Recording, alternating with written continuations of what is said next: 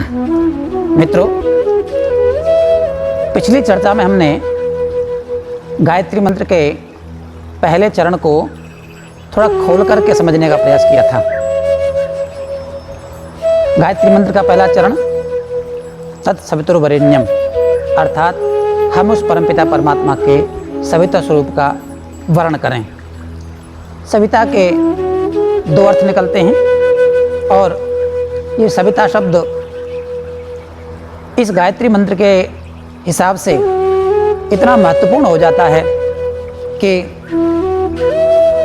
इस मंत्र का देवता ही सविता है और इस सविता देवता के कारण इस मंत्र का भी एक नाम जहाँ गायत्री मंत्र है वहाँ सावित्री मंत्र भी है। इसे सावित्री मंत्र भी कहते हैं। तो पिछली चर्चा में हमने देखा समझा कि अगर हम परमपिता परमात्मा के इस सविता स्वरूप का वर्णन करते हैं, निस्वार्थ भाव से अपने जीवन को निर्माणकारी कार्यों में, परोपकार कार्यों में लगाते हैं, तो उसका फल हमें क्या मिलता है।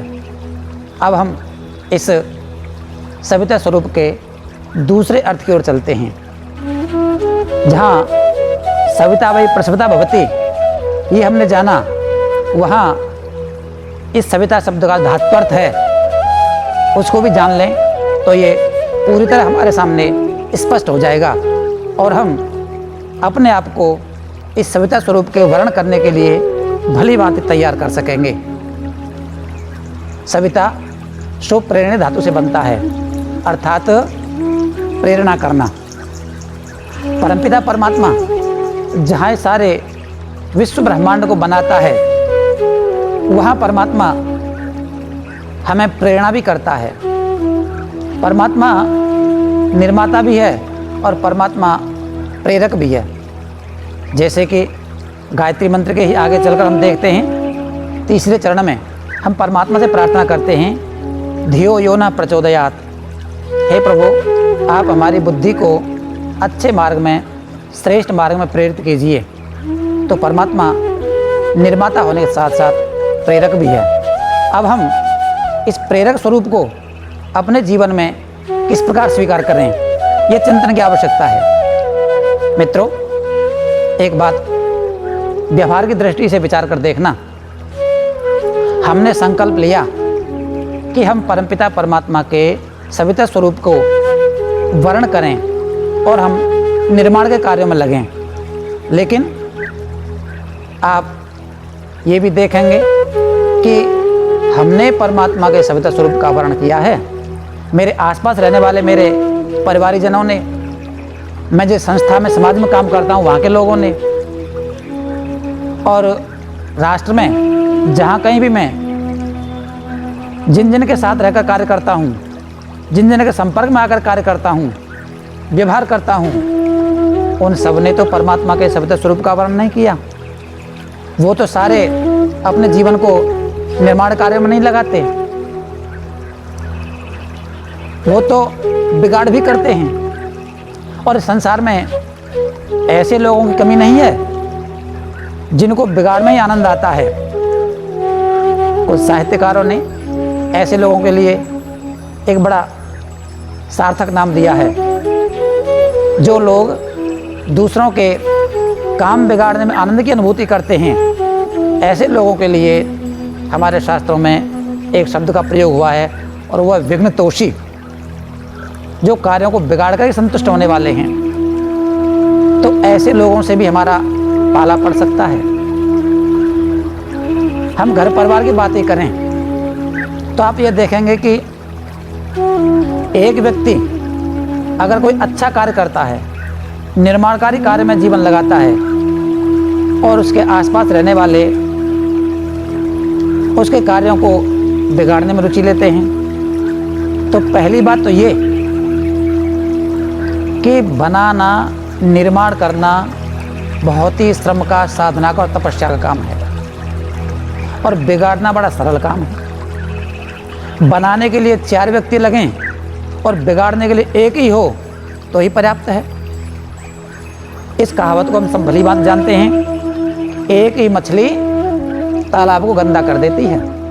अगर 4 व्यक्ति मिलकर किसी कार्य को बनाएं और उनमें से कोई एक पांचवा या उन चार में से कभी भी अगर बिगाड़ पर उतर आए तो अब तक बनाने का जो कार्य किए थे सब पर पानी फिर सकता है।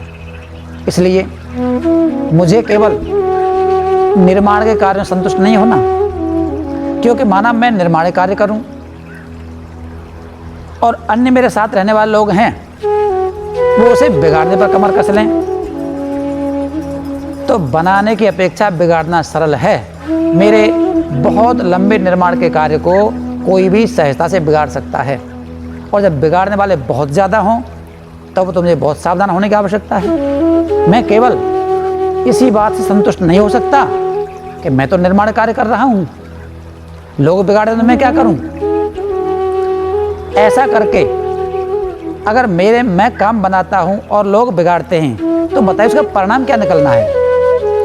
और इसका परिणाम नहीं निकलना, ऐसे कार्यों को निष्फल कार्य कहते हैं। और दूसरी बात, अगर मैं निर्माण के कार्यों में लगा हुआ हूँ और लोग मेरे कार्यों को बिगाड़ते भी हैं तो निर्माण के कार्यों से मिलने वाली संतुष्टि जो है ना वो मुझे प्राप्त नहीं होगी, उल्टे दुख होगा।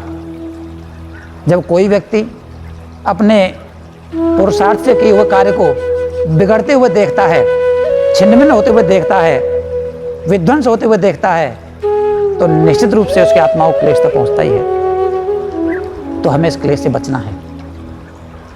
हमें परमपिता परमात्मा के दूसरे स्वरूप का भी ध्यान करना है। सविता स्वरूप का दूसरा अर्थ है उसका भी ध्यान करना है। परमात्मा निर्माता होने के साथ साथ प्रेरक भी है, तो हमें भी निर्माणकारी कार्यों में प्रवृत्त होने के साथ साथ अपने प्रेरक शक्ति का भी उपयोग करना चाहिए। मुझे उन लोगों को समझाना चाहिए जो बिगाड़ में लगे हुए हैं, क्योंकि बिगाड़ कभी किसी के लिए सुखद नहीं हुआ करता। एक व्यक्ति मकान बनाता है तो बनाने के बाद उस बने हुए मकान को देखते हैं तो उस व्यक्ति को प्रसन्नता यूँ मिलती है कि मैंने जो परिश्रम किया था, जो तप किया था वो सफल हो गया। देखने वाले को जब घर का सौंदर्य देखते हैं, सुंदरता देखते हैं, उनको भी बहुत अच्छा लगता है, भाई बड़ा सुंदर घर बनाया है। लेकिन कहीं बिगाड़ हो, कहीं टूट फूट हो रही हो तो बताओ उसे देखकर किसको आनंद आता है? किसी को नहीं आता ना। तो मुझे उस अनुभूति से भी बचना होगा। उन लोगों को समझाना होगा कि भाई बिगाड़ कभी भी हमारे लिए सुखद और शांतिकारक नहीं होता। हमें निर्माण कार्य करना है। हम अपने शक्ति को, अपनी सामर्थ्य को बिगाड़ में क्यों लगाएं, तोड़फोड़ में क्यों लगाएं? जिसका परिणामी दुख हो, क्लेश हो, कष्ट हो, उसमें क्यों लगाएं? आइए हम सभी मिलकर के निर्माण के कार्यों में लगें। ये हमें यूँ भी करना है क्योंकि संसार का सिद्धांत है और वो सिद्धांत कहलाता है स्वगुण वृद्धि, अपने गुण की वृद्धि करना। आप लोग व्यवहार में देखिए, कोई व्यक्ति अगर चोर है, ठग है, बेईमान है, बदमाश है, दुर्गुणी है, तो वो कभी भी किसी को सद्गुणों की, अच्छे कार्यों की, ईमानदारी की, परिश्रम की, पुरुषार्थ की, भक्ति की, साधना की कभी प्रेरणा नहीं देगा। दूसरी ओर एक सज्जन आदमी है, धार्मिक है, धर्मात्मा है, वो कभी भी किसी को गलत कार्य की प्रेरणा नहीं देगा। यानी हर व्यक्ति अपने गुणों की वृद्धि करना चाहता है, जिसमें जो गुण हैं वो उनको बढ़ाना चाहता है। यहाँ एक सिद्धांत और भी काम करता है, और वो सिद्धांत क्या है? समान गुणशील जिसने सौख्यम, क्योंकि हर एक को अपने समान गुण कर्म स्वभाव वालों के साथ रहने में आनंद की अनुभूति होती है, सुख की अनुभूति होती है। तो आप भी, हम भी अगर इस सविता स्वरूप के वर्णन करने के बाद अपने कार्यों का आनंद लेना चाहते हैं तो हमें भी संसार के लोगों को, अपने आसपास के लोगों को अपने गुण कर्म स्वभाव जैसा ही बनाना पड़ेगा। समान गुणशील वालों में मित्रता होती है, सुख होता है, तो ये मेरा यूं भी कर्तव्य बन जाता है, धर्म बन जाता है कि मैं अपने कार्यों की सफलता देखना चाहता हूं। तो मुझे ऐसे लोगों की वृद्धि करनी चाहिए जो निर्माणकारी कार्यों में लगें, जो मेरे सहयोगी हों, जो मेरे कार्यों को और आगे बढ़ाएं। इसके लिए मुझे जितनी निष्ठा, जितनी लगन निर्माणकारी कार्यों के प्रति होनी चाहिए, उतनी ही निष्ठा, उतनी ही लगन मुझे प्रेरणा करने वाले कार्य में होनी चाहिए। मैं दूसरों को प्रेरित करूं, इसमें भी आनंद की अनुभूति है। और एक बात और यहाँ विचार करें, परमात्मा सविता स्वरूप है, वो निर्माता है, वो प्रेरक है। तो मुझे परमात्मा के एक ही गुण के प्राप्त करने में, एक ही गुण का अनुकरण करने में संतुष्टि नहीं होनी चाहिए। मैं भी परमात्मा के दोनों गुणों को अपने जीवन में प्राप्त करने का प्रयास करूं। मैं भी परमपिता परमात्मा के गुणों जैसा गुणी बनूं। इससे मेरी उस परमपिता परमात्मा से मित्रता होगी, क्योंकि समान गुणशील व्यसने सौख्यम की अगर ये लोकोक्ति, अगर ये सिद्धांत लोक व्यवहार में हमारे काम आता है, तो ये परलोक में भी काम आता है।